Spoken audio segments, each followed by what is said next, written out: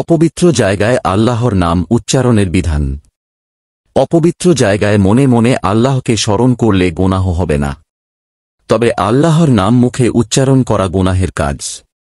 আল্লাহর রাসূল সাল্লাল্লাহু আলাইহি ওয়াসাল্লাম টয়লেটে যাওয়ার আগে আল্লাহর নাম খচিত আংটি খুলে রেখে যেতেন।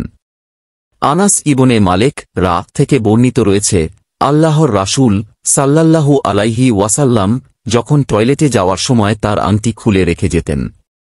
গোসলখানা যদি টয়লেট সংলগ্ন হয় এবং টয়লেট দুর্গন্ধযুক্ত হয় বা পরিচ্ছন্ন না হয়, তাহলে এরকম গোসলখানায় অজু করা থেকে বিরত থাকা উচিত।